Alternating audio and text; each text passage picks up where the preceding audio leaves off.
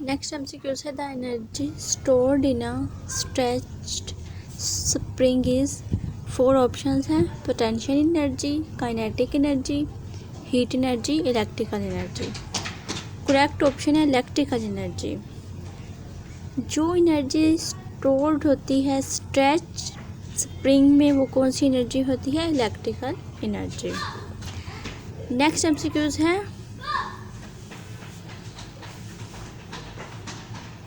The wave which don't require any medium.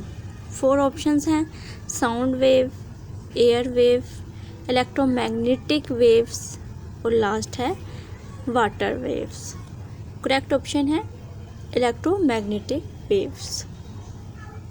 ये MCQs काफ़ी दफ़ा NTS, FPSC, PPSC के टेस्ट में आया है।